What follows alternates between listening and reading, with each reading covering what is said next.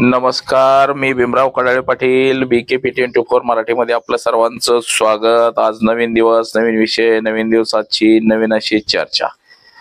आज चर्चा घेऊन आलोय म्हणजे बघा, उपराष्ट्रपती पदाची निवडणूक, मतदान प्रक्रिया संपली आणि मतमोजणी ही रात्री 8 वाजता झालेली आहे।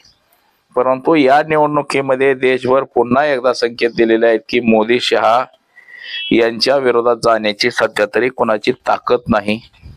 विरोधकांचे खासदार आमदार कसे फोडायचे हे देखील आपण पाहिलेलं आहे की कसं आमदार फोडलं जाते, सरकारच्या सरकार पाडलं जाते।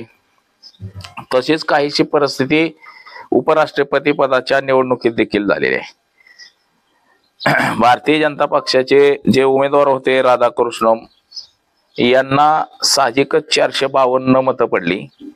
यांची 440 मत आहेत। 440 पेक्षा थोडी कमी, 38 मत आहेत। 400 म्हणजे 15 खासदार फुटलेले आहेत।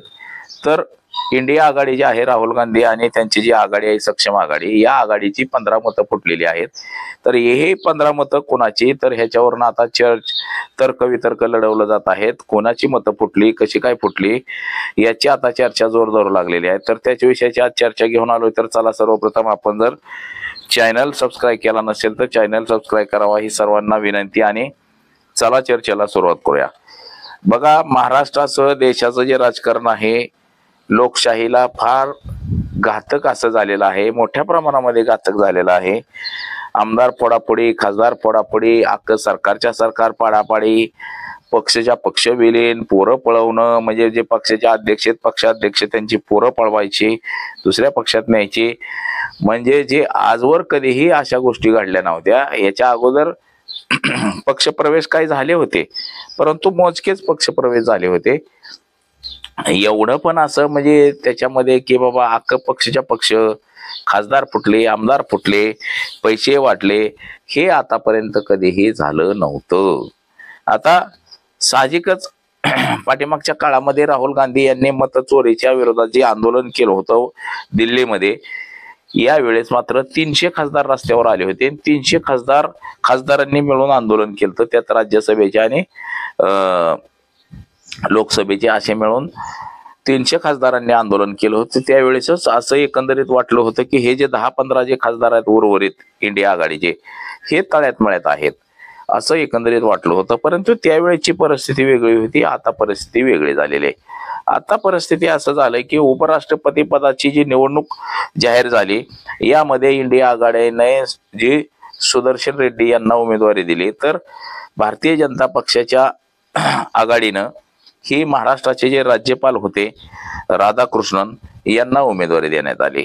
आणि या राधाकृष्णचा पत्ता देखील जो दाखवण्यात आला, तो पत्ता मात्र मुंबई मधला राज्यपाल भवनाचा पत्ता दाखवण्यात आला होता। त्यामुळं साहजिकच असं बोललं जात होतं की बाबा हे महाराष्ट्रातले राज्यपाल आहेत, परंतु ते महाराष्ट्राचे नव्हे तर ते केरळ कर्नाटक त्या पट्ट्यातले आहेत प्रॉपर। परंतु राजकारणात काही डाव टाकले जातात, राजकारणामध्ये त्यांचा पत्ता हा इथला दाखवला होता। आता यामध्ये पक्षाचं जे बलाबल आपण पाहिलं, कोणाचे किती खासदार आहेत, तर बघा त्याच्यामध्ये शरद पवारांचे 8 खासदार होते महाराष्ट्रातून, एकनाथ शिंदेचे 7 खासदार आहेत, अजित पवार राष्ट्रवादी काँग्रेसचे 1 खासदार आहे, उद्धव ठाकरे यांचे 9 खासदार आहेत, भारतीय जनता पक्षाचे 14 खासदार आहेत, अपक्ष 1 आहे, भारतीय जनता पक्षाचे 14 नाही, काँग्रेसचे 14 खासदार, 16 खासदार, आणि भारतीय जनता पक्षाचे 8 खासदार काय जेमतेम आहेत, आणि 1 अपक्ष खासदार आहे। तर हे सगळं महाराष्ट्रातलं बलाबल। तर इतर म्हणजे जे फुटणारे खासदार जे आपण म्हटलं होतं, इतर पक्षाने जर काँग्रेसला पाठिंबा दिला तर काँग्रेसचा उमेदवार निवडून येईल असं जे वारंवार सांगितलं जात होतं, त्यामध्ये चंद्राबाबू नायडू यांचे 16 खासदार, पवन कल्याण यांचा 1 खासदार तामिळनाडू म्हणजे हैदराबाद मधलं, आणि याच्यातलं बिहार मधलं मात्र नितीश कुमार यांचे 12 खासदार, चिराग पासवान यांचे 5 खासदार, अशा पद्धतीचं पक्षीय बलाबल होतं। आता इतरांना सगळ्यांना वाटलं होतं की हे छोटे छोटे पक्ष देखील भारतीय जनता पक्षाच्या विरोधात तटस्थ उभा राहतील, परंतु असं काहीही झालेलं आपल्याला या निवडणुकीमध्ये दिसून येत नाही। म्हणजे विरोधकाची मतं काँग्रेस पक्षाला पडतील असं सांगितलं गेलं होतं, परंतु त्याहून उलट झालेलं आहे. म्हणजे विरोधकाची मतं जी काँग्रेसला पडायला पाहिजे होती ती मतं न पडता काँग्रेस पक्षाचीच 15 मतं फुटलेले आहेत. म्हणजे काँग्रेस पक्षाची नव्हे तर मित्र आघाडीची 15 मतं फुटलेले आहेत. आता यामध्ये महाराष्ट्रामध्ये फुटीच्या उंबरठ्यावरती जी शिवसेना होती त्या शिवसेनेचे 5 खासदार फुटलेले आहेत असं एकंदरीत सांगितलं जाते. जे ऑपरेशन टायगर जे म्हटलं जात होतं गेल्या काही दिवसापासून, तर तेच काही ऑपरेशन टायगर म्हणजे 5 खासदार नेमके आहेत कोणचे ते शिवसेनेवरती संशय व्यक्त केला जातोय. शिवसेनेचे 5 खासदार, राष्ट्रवादी काँग्रेसचे 2 खासदार, असे 7 खासदार फुटले आणि असं सांगितलं जातंय. आणि इतर राज्यामधले काही खासदार फुटले विरोधकांचे, असं इंडिया आघाडीमध्ये जे पक्ष सामील आहेत यांचे काही खासदार फुटले असं सांगितलं जातं. परंतु नेमकं काय झालं याच्यावरती मात्र आता विचारमंथन केलं जाईल. आपण पाहिलं की शिवसेनेकडनं देखील प्रतिक्रिया आलेली. शिवसेनेचे जे जाधव म्हणून खासदार आहेत त्यांनी असं सांगितलं की आमचा एकही माणूस फुटलेला नाही. परंतु गेल्या काही दिवसामध्ये ऑपरेशन टायगर हे जे सांगितलं जात होतं म्हणजे शिवसेनेचे 5 खासदार हे एकनाथ शिंदे गटामध्ये जाणार आहेत आणि तेच ऑपरेशन टायगर म्हणून सांगितलं जात होतं. जसं उस्मानाबाद चे प्रताप सरनाईक हे पालकमंत्री आहेत, त्यांनी म्हणजेच त्या जिल्ह्याचं आता नामकरण झाले धाराशिव, तर त्या जिल्ह्याचे पालकमंत्री त्यांनीच त्यावेळेस सांगितलं होतं की ऑपरेशन टायगर आणि ऑपरेशन टायगर मध्ये उद्धव ठाकरे गटाचे 5 खासदार हे एकनाथ शिंदेच्या पक्षात प्रवेश करणार आहेत. तसंच उद्धव ठाकरे यांचे जे आमदार आहेत 20 यापैकी 2च आमदार राहणार आणि 18 आमदार हे एकनाथ शिंदेच्या शिवसेनेत प्रवेश करणार असं एकंदरीत बोललं होतं. परंतु अजून तरी हा पक्षप्रवेश झाला नाही, परंतु हा पक्षप्रवेश होण्याच्या मार्गावरती आहे असं